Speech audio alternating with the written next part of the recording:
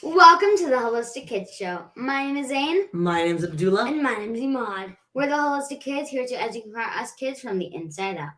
We kids have big dreams. I want to be a kid's doctor. I want to be a doctor, too. I want to be a scholar and a doctor as well. And we all want to change the world. Well, these dreams can become a reality all the way to the White House. So thank you. And wait, is that even achievable? Yes, anything is possible. And today we have the perfect person here to inspire all of us kids. She talks to the president regularly and asks him the toughest questions and even comes on TV. Wow, that sounds like an amazing dream come true. Yes, and we are so honored to have with us today Ms Sabrina Siddiqui to help inspire us with her journey to the White House. Sabrina Siddiqui is the White House reporter for the Wall Street Journal in Washington, D.C., where she covers the Biden presidency. She is also a political analyst on CNN. Prior to joining the Journal in 2019, she covered the White House and the 2016 presidential election at The Guardian. A graduate of Northwestern University, Ms. Siddiqui lives in Washington with her husband. We know you are so very busy, so we are so incredibly honored to have you with us today, as we know your time is very precious. Thank you for having me. So thank you so much. So much. So how did you go from being a graduate of Northwestern to now being a Wall Street Journal White House reporter? We would love to hear your story. Sure. And thank you again for letting me join your show and talk to you guys about my story. I went to Northwestern University. That's where I went to college, and I studied journalism over there. So I always wanted to be a journalist from a pretty young age. Um, I would say I was 13 maybe when I decided I wanted to be a journalist, and went to college and got my degree in journalism. And I moved to Washington, D.C., and was trying to figure out what it is that I actually want to write about. Because, when as you guys watch the news, I'm sure sometimes when you see the news on, you see that they're talking about all kinds of different topics, right? And sometimes it's politics, sometimes it's sports, sometimes it's business, sometimes it's entertainment and movies. And so when I moved to Washington, D.C., I obviously took an interest in politics, since this is the nation's capital. This is where the White House is. It's where the Capitol and Congress is. And so I ended up getting a job, actually, where I used to go to the White House to write about. At that time, it was President Obama. To write about what was happening there on any given day. And one thing kind of led to another, and next thing I started writing about elections and Congress and the White House. And honestly, it's one of those spaces where there's always something happening, as I'm sure you've seen. And for me, the key was really just to keep on working on my writing, and I think trying to figure out how to continue to understand the world that I was covering as well, to get an understanding of politics and the government and the White House and how does it all work. And I've now been writing about politics for more than 10 years. So that's how I ended. I think after I wasn't from the very beginning one of the White House correspondents, but I think I built enough of an expertise in politics in order to work my way to that place. And it's sort of an example that if you really kind of take an interest in a particular field, you can achieve whatever it is that you want to achieve. And I know that's something that I think a lot of your young listeners, I hope that they listen to. That is amazing. Amazing. Let's start from the beginning. What is a journalist? That's a great question, because a lot of people don't necessarily know what it is that we do, right? And I think that a lot of people, when they think of a journalist, they just think of the people who are standing on TV with a microphone. And there's a lot of different types of journalists, actually. So there are the people, if you switch on CNN or NBC or ABC or Fox or any of these channels, they're the people who are standing on camera, giving you a live report. And that's one type of journalist. It's a broadcast journalist. There are people who anchor shows, like the host, and they're also obviously journalists. And then there's newspapers, of course, most of which now people read on the internet. They read them on their phones or on their computer or on their tablets. But you still have the physical newspaper as well. You can get it for the New York Times or the Washington Post, or where I work, the Wall Street Journal. And so there's journalists who also write for a living. And so you're not physically writing anymore with a pen. You're typing on your computer, but you are putting together reports on what's happening. And there are also, of course, journalists who use other formats like the radio, like podcasts. And there's so many more formats now through which you can be a journalist and tell stories. I think that's the key, though. A journalist is ultimately a storyteller. So what is it that a journalist is doing? They're telling you what's going on. They're telling you what the story is, why you should care about that story, who does that story involve, where is it taking place, and what does it all mean? That's like the job of a journalist, is to tell you that story, and to give you the who, what, when, why, and where. And then I think, there are obviously other types of journalists who are not on the reporting side, but who work behind the scenes. So, we all have editors who take our stories and they make them sound better. It's the same way you write a paper for school and your teacher is going to probably make some changes to it sometimes or give you some feedback. So there's a lot of different people who also work behind the scenes in journalism, and they're journalists as well. But I would say ultimately it's someone who is a storyteller and whose job it is to tell the public the truth and to help the public understand what's happening in the world. I never knew how many types of journalists there were, and I never knew how important journalism is to the world. So thank you so much for opening that world to me. So what difficulties have you had on your journey to the White House? Because it's not that easy. I mean, otherwise lots of people would be there. Yeah, I'm very grateful that I have the opportunity to go report at the White House. It is a hard job to get in a very competitive field. I think you have to start somewhere, and you have to be willing to take whatever assignments or whatever work they give you. So in the very beginning, when I first started out in journalism, I oftentimes would have to, work on the weekend, and I wouldn't even be the one writing. I would just be I would be like standing around, looking for a story and just kind of sending a lot of like what I was seeing back to the actual reporters who would then write the story. So I would maybe go to the White House and or maybe I'd go to the Capitol and I would just say like here's like what happened here today, and I wouldn't even be the one who would get to write it. I would send it back to a more senior journalist who would actually write the story. You have to be willing to put in long hours. Like I said, I was working weekends, sometimes I was working weeknights. And you really have to, I think, like I said, what I was saying earlier is I didn't know what type of journalism I wanted to pursue, but for the White House, you have to become an expert in politics. And that was not something that I had planned to do in the beginning. So you really have to understand how and this is something you learn about in school. You learn about how bills become laws. You learn about the government, and you learn about the different aspects of the government, from the White House to Congress to all the different departments and agencies. So I had to learn all about that myself, because you really need to have a good understanding of how Washington works, Washington D.C., the nation's capital, where all the action is based. And so a lot of that, it's a continuous learning process. I'm still learning about it to this day. And so you really do have to kind of, I think, build a lot of expertise in politics in order to get to a place where you can cover the White House and write about the White House.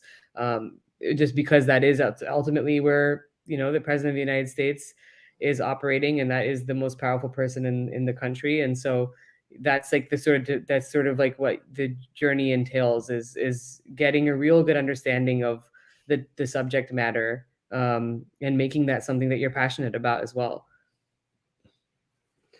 You are directly asking the president questions. Is that scary, talking to the president of the United States? It is. It is very, I would say that I don't think there's any journalist who doesn't have or get nervous when they're asking the president a question. And if anyone tells you that they're not nervous, then they're probably not being honest, because of course you understand how important this person is. And so the key here is that you have to do a lot of preparation. So whenever you have the chance to ask the president a question.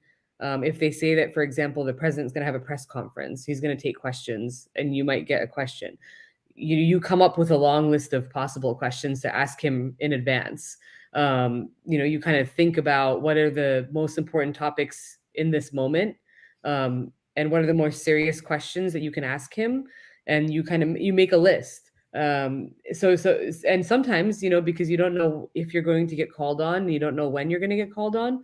Sometimes people have already asked the question that you wanted to ask, so you have to have a long list of questions so that you have a lot of different options, so that if someone asked the question that you wanted to ask, you have something else you can ask him about too. That's also smart. But of course, it is something that can be nerve wracking. It's something that makes people nervous because it is the president after all. And I think that's something that you get more. The more time you spend on the job, the more comfortable you get, and the more confident you get in the job. You have to stay constantly informed all the time. Is that difficult? That's a great question because it is very difficult. You have to, when you're especially reporting on the White House, we were talking about the president just now, right? Every day the president has to deal with any number of issues. There's a war happening, so something that you have to inform yourself about. There's been the COVID-19 pandemic, which you guys have talked about on your show. That's something that you have to be up to date on. There's, other issues with the economy. It could be anything, really anything that comes up on any given day at the White House. And so I think that you have to constantly be up to date on what the latest is that's happening. And sometimes that could be tough because, you really have to be engaged constantly. You have to be reading the news yourself. So I don't just write the news, I read it as well. I'm a consumer of the news too, and I'm constantly digesting. I'm looking at articles. I'm seeing what other news organizations, what other newspapers are writing about, so I can get a sense of maybe what I should maybe be paying attention to. And so you obviously have to find time to also relax, like enjoy your life, um, and not always just constantly be in front of the news. But you do have to stay as informed as possible. And what that means is having a good, I think, list of trusted newspapers and news channels that you turn to help keep you informed as well. So all journalists, in addition to the work that we do for our newspapers or our news channels, we also, I think, keep a pretty close eye on other newspapers and other news channels just to keep ourselves informed in the process. 100%. You always have to have, like they say, you have to have your head in the game. Mm-hmm. That's exactly true. You have to have your head in the game, especially in politics, because, like I said, you could literally be asked about you. There could be anything that you're asked to write about on any given day. So, do you have a team to help you? That's a good question. I think, we have a team of reporters who all work together. So I don't have people, for example, who are working for me, who are sending me information. But I think what we have is a team of reporters who cover the White House at the Wall Street Journal, for example. So there's 6 of us who work together. And so we all help each other. If I'm paying more attention, for example, to one topic, like maybe I've been writing more stories about the coronavirus pandemic, and so, if that's what's in the news, then my colleagues might ask me for my help if that's what the main topic is and that's what they're writing about and they need my help.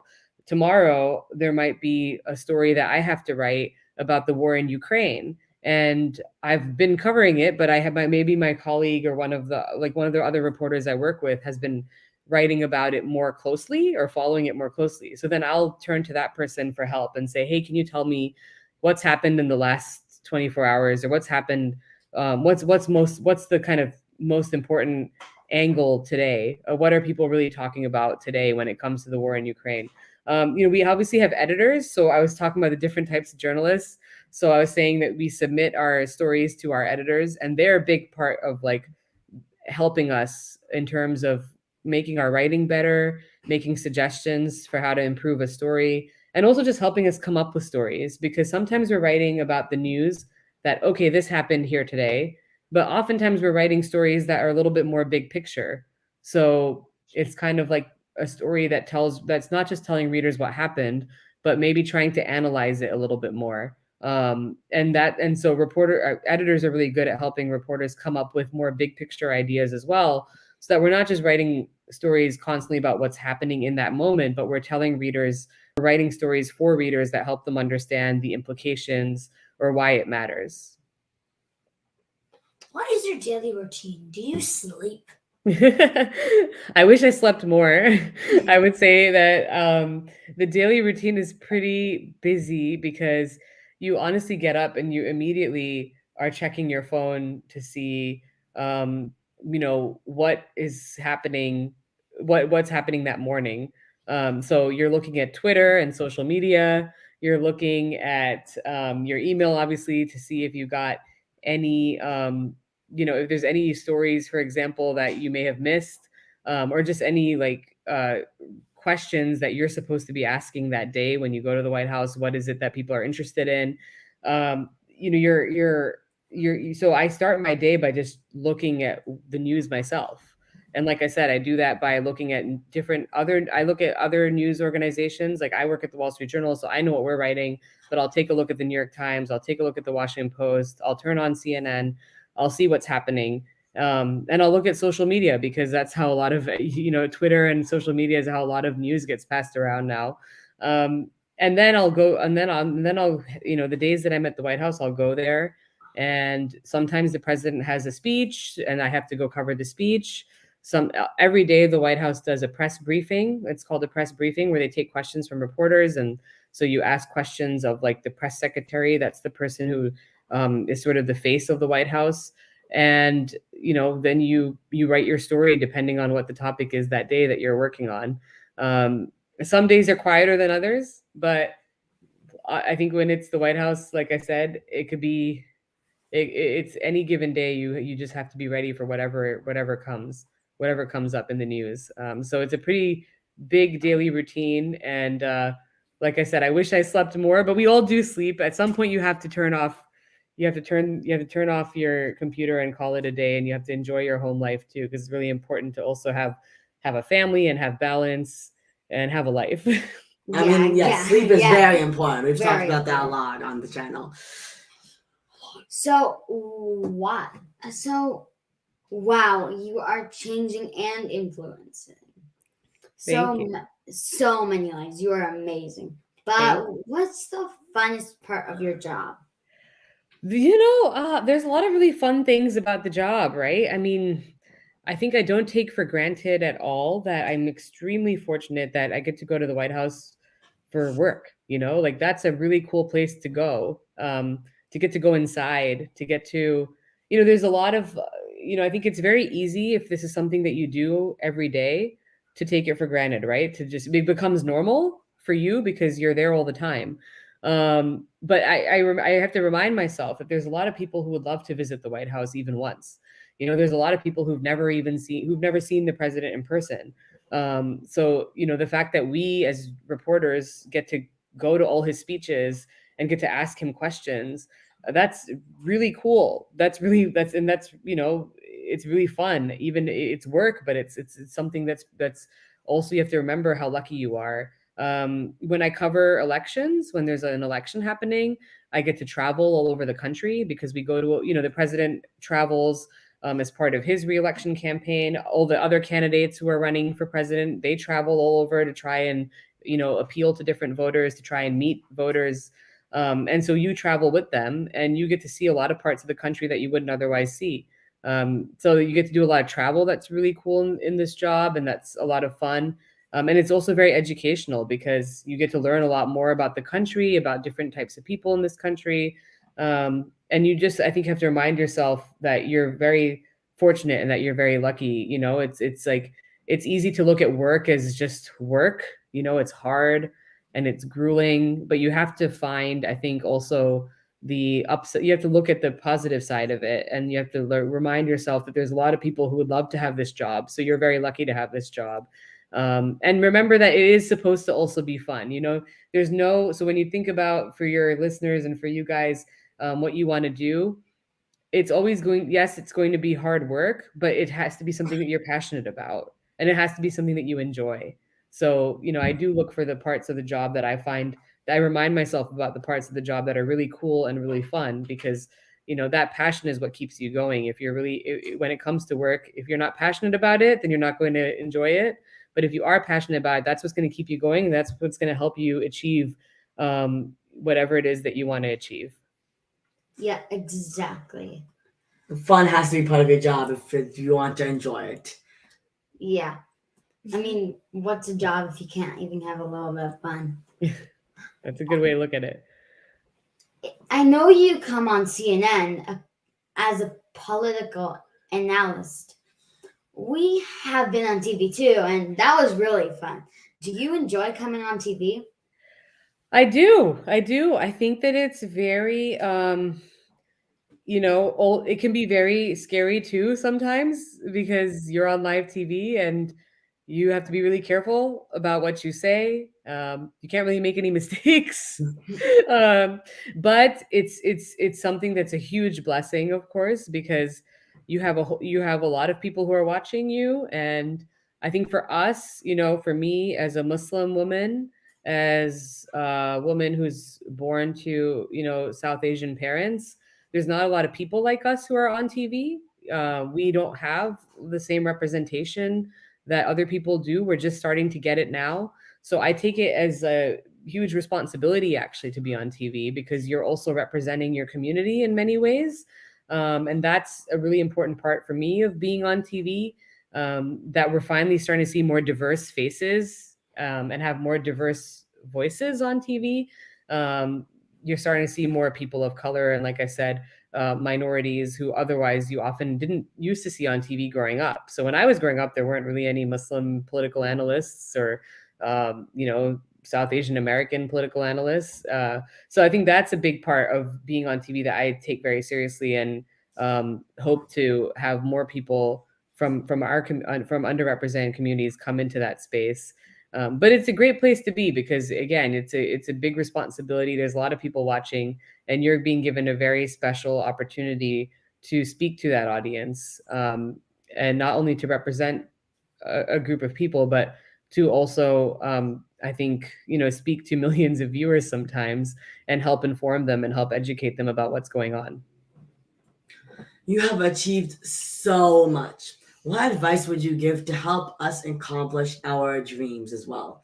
And by us, we mean kids. So I would say keep working hard. Obviously, there's nothing that you can't achieve without hard work. And think about what, I talked about being passionate about something. Think about what you're passionate about. And you know what? One thing I tell a lot of kids is it's okay if you change your mind. Set goals for yourself.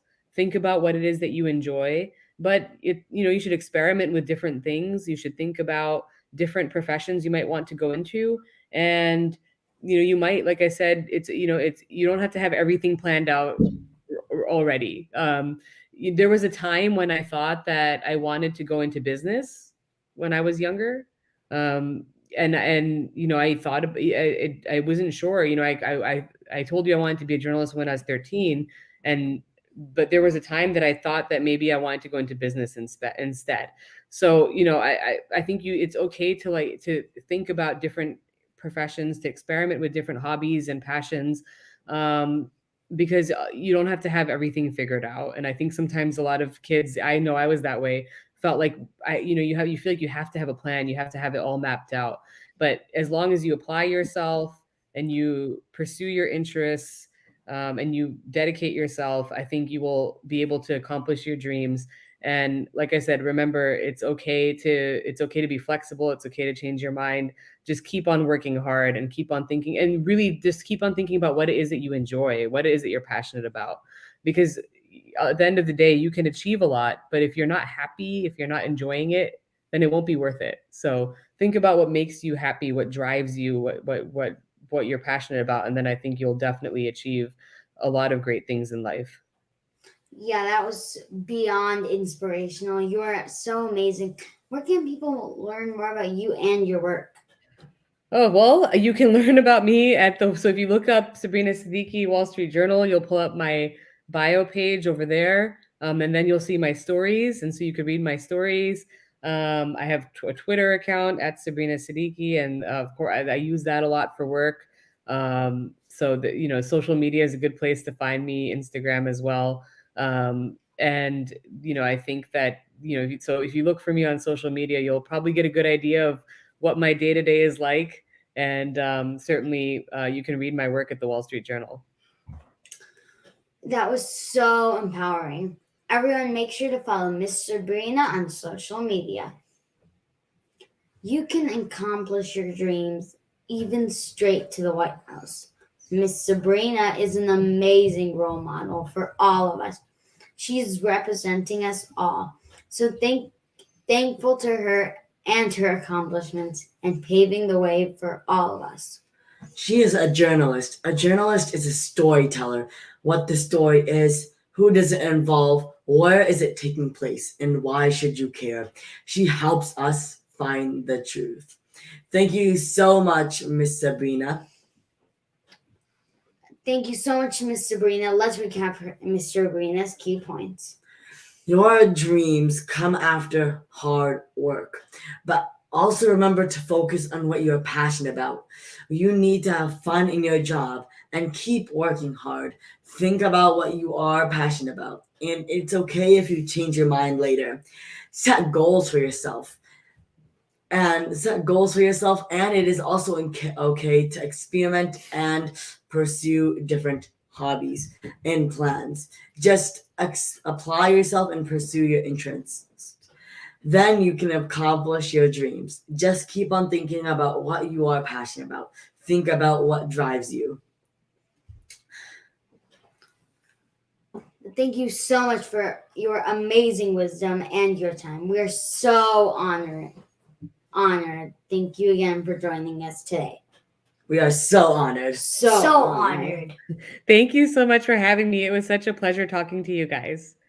It's our pleasure. It's our pleasure. Thank you everyone for tuning in. Until next time, I'm Zayn Sari. I'm Abdullah. And I'm Imad. Follow my family and I on social media, Holistic Mom MD, and look out for my mom's book, The Holistic RX, your guide to healing chronic inflammation and disease. And we are so excited to announce our mom's new books, The Holistic RX for Kids, Parenting Healthy Brains and Bodies in a Changing World, and the amazing children's book we wrote together called Adam's Healing Adventures, The Power of Rainbow Foods. So check it out on Amazon. Yay! We have a special gift for everyone listening.